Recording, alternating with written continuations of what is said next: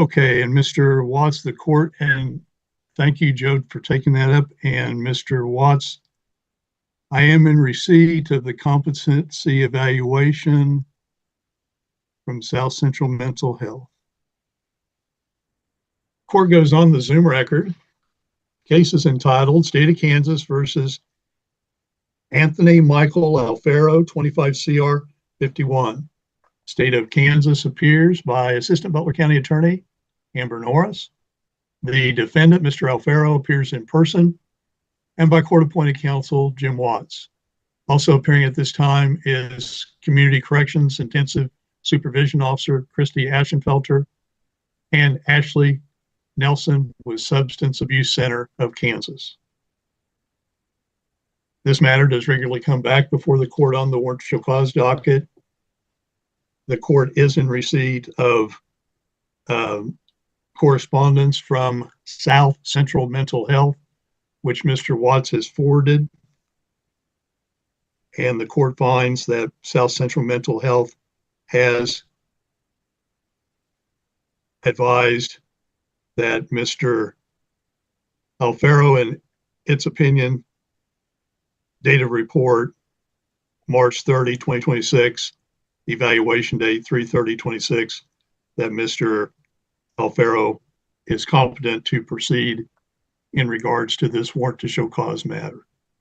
An announcement to the court, Mr. Watts.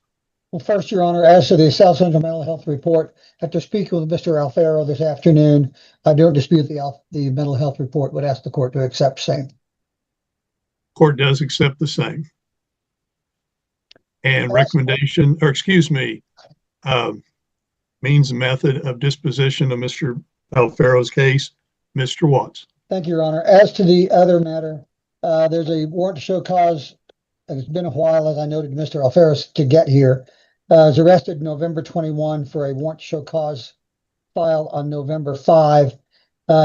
He would stipulate that he failed to maintain employment, that he tested positive for methamphetamine, that he had not made monthly payments, was unsuccessfully discharged, and an addendum failed to report on January 30, would stipulate to those violations, waive hearing on the violations.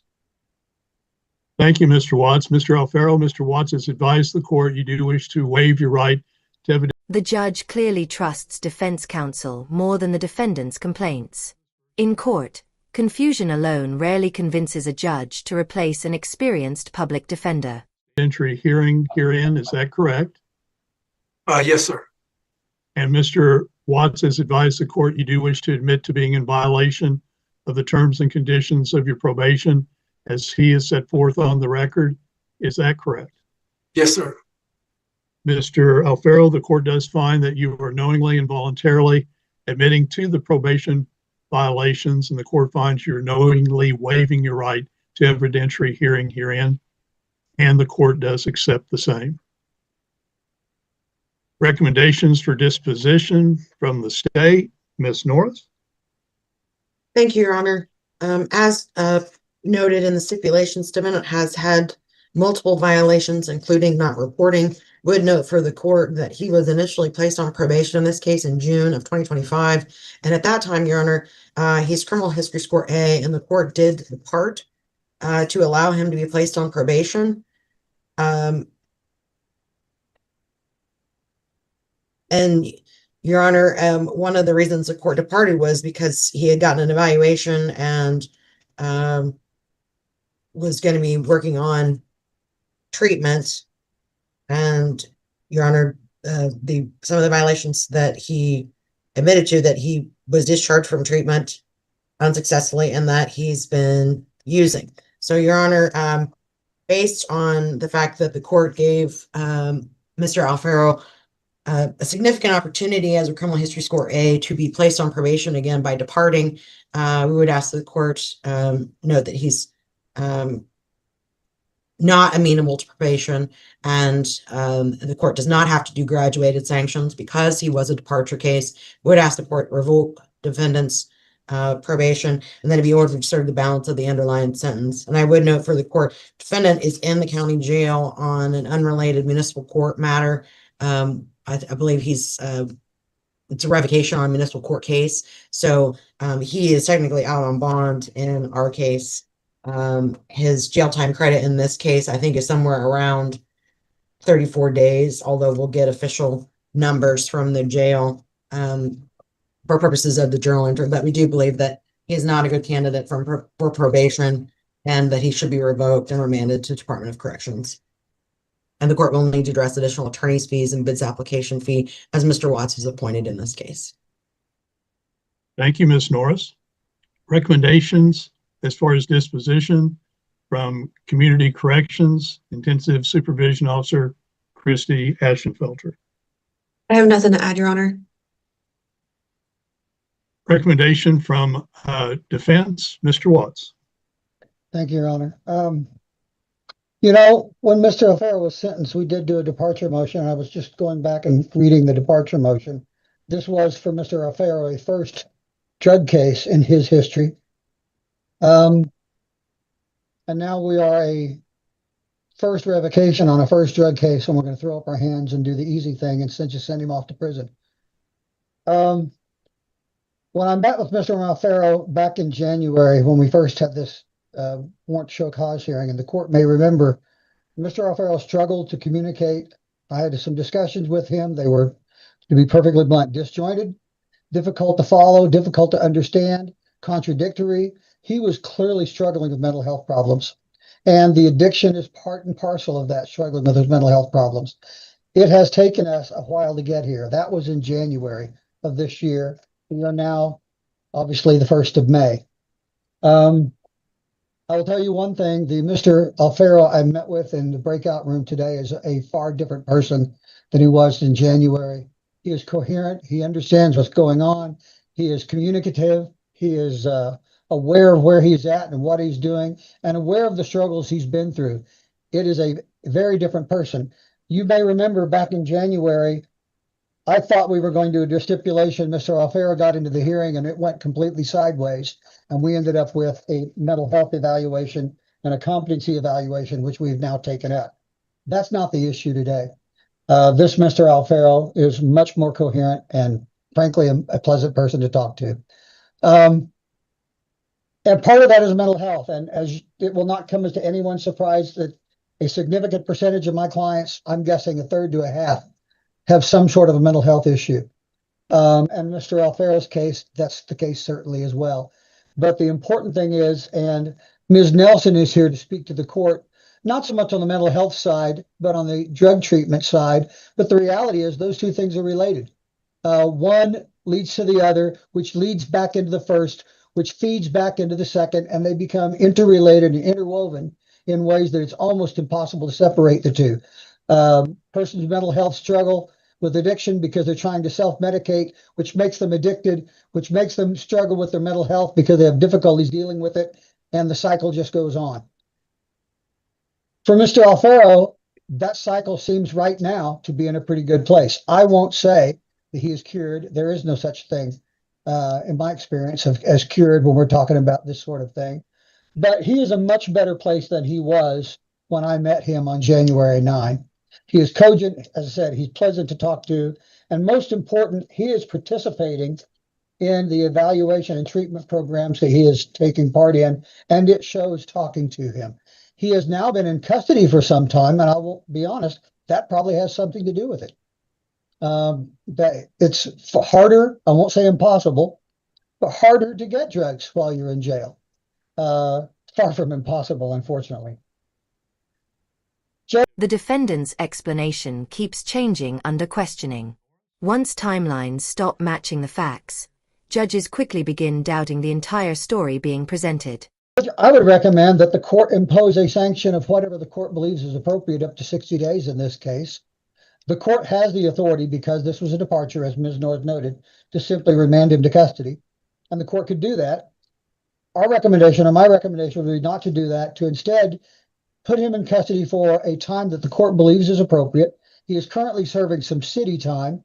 I don't know how much time he has on this case since his arrest. He has been in and out a couple of times for various reasons. At one point, we struggled to get him in to do the evaluation because he was still struggling so much with the addiction. So He has some jail time credit here. I frankly don't know how much. To place him in a sanction for a time that the court believes is appropriate and give him an opportunity to complete this probation, and most important, complete this probation with a long-term treatment component. He can do this. My conversation with me this afternoon tells me he can do this.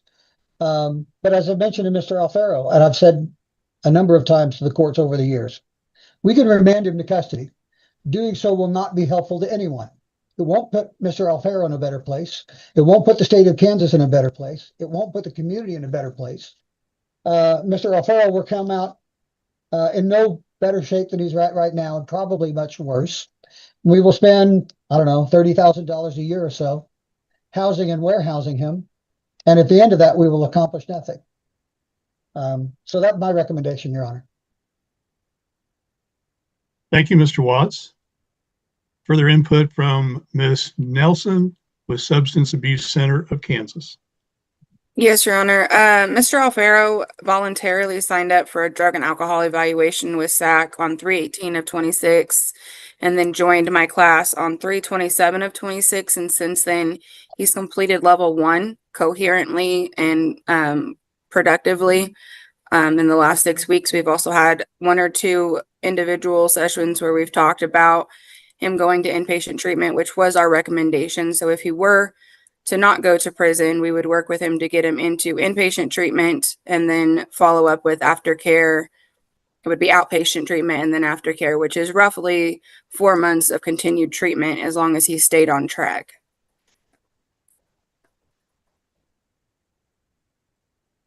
And if I may, Your Honor, I'll mention one other thing. This just dawned on me. Mr. Alfaro is not our typical first-time drug. This is his first drug case at this point in his life, and that's not typical for my drug cases. Typically, persons are, as I hate to say this because I'm this to a T, Mr. Alfaro's age, have got a number of drug convictions behind him. He has struggled in his recovery with that and has relapsed. In the last 15 years, I can probably count on one hand the number of clients I have had on a drug case that at some point in their recovery didn't relapse. It's almost inevitable that you're going to have that sort of relapse. The drug abuse professionals I talk to tell me that it's almost necessary to have that sort of relapse if you're going to have long-term success. You have to understand what those triggers are. So I don't doubt that he's relapsed. Almost all persons who use drugs do. That does not mean they cannot be successful. Mr. Alfaro, the court is in receipt of the recommendations as placed on the record today. The court has seriously taken the recommendation of the state that you are not amenable to probation. And the reason that you have been successful for approximately the past 6 months is you've been in custody. I've taken into consideration the experience and the statements made by Mr. Watts that he has only had very few clients that have appeared before the court in your situation based on your age and your drug convictions, that this is the first drug conviction. Therefore, the court will retain you on community corrections probation after you've served whatever time that you are sentenced in municipal court to serve, and then we'll place you back on intensive supervision with community corrections. Immediately after the hearing, I'll put you into a breakout room with Ms. Ashenfelter. The panic attack argument loses impact immediately after the judge learns the defendant never surrendered voluntarily and was arrested during a routine traffic stop. Will note, Mr. Alfaro, if you return back on this warrant to show cause docket, that the court at that point in time, in all likelihood, will find that you are definitely not amenable to probation. The only way for you to stay sober and off of drugs is to be in custody. And the court at that point would have no alternative other than to remand you for your sentence to the Department of Corrections. The court finds, based on your lack of financial wherewithal, being incarcerated, you do not have the necessary funds or fees to pay for court-appointed attorney fees or bids application fee. And the court makes inquiry if Ms. Ashenfelter and Ms. Nelson, if you wish to meet with Mr. Alfaro in a breakout room after this hearing. Your Honor, before we get Yeah. to that, he needs to be extended. His probation would expire in June. And then also is the court giving him 2 days, 3 days, 30 days as a sanction for the probation violations at this time? Okay, is it correct that the time that he's serving currently is not associated with this case? That's correct, Your Honor. He was out on bond. He has been revoked in a municipal court case. I'm not sure. He went into custody on 3/11, which I think might be the only reason that he's sober at this point in time, and you're able to understand him better than when he was out of custody back in January when we had the competency concerns. So he's been in since 3/11. I don't know how long he has to go on it, but yes, he was out on bond in this case. So he has very little jail time credit since we started this warrant to show cause back in December.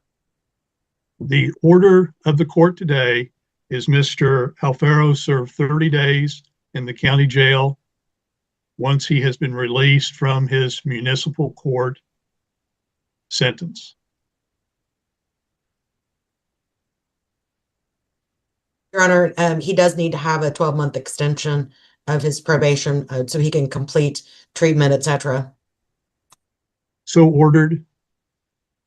The court extends his probation to May 1, 2027.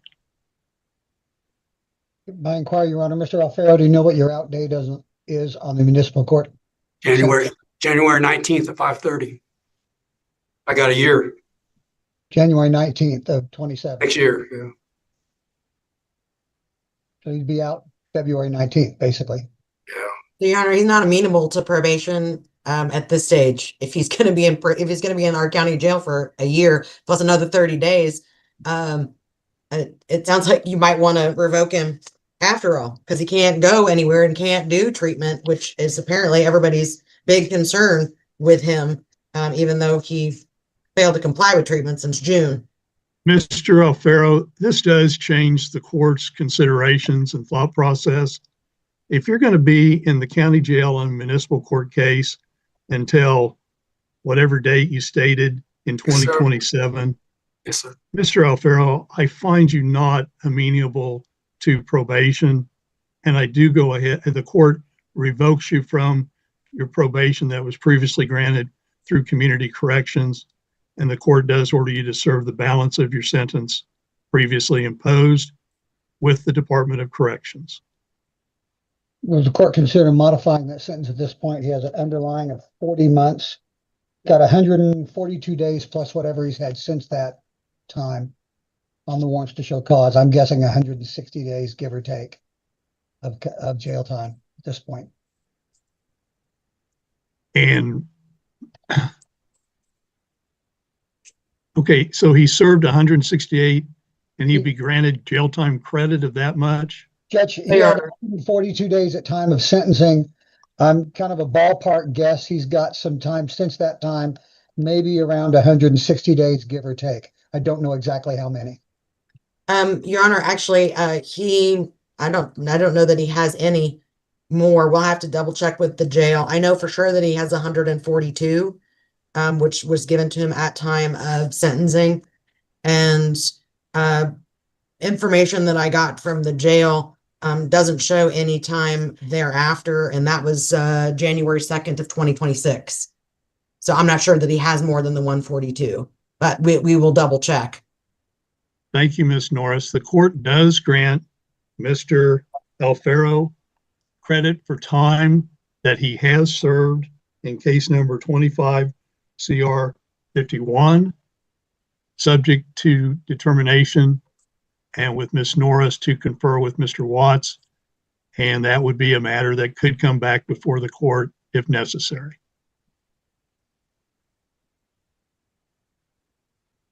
All right. At this point, anything further, Ms. Norris No, Your Honor, thank you. and Mr. Watts? No, Your Honor, thank you. Anything further, Ms. Ashenfelter? No, Judge, thank you. There being nothing further to come before the court is in recess. Mr. Alfaro, good luck to you. From the plains of Butler County.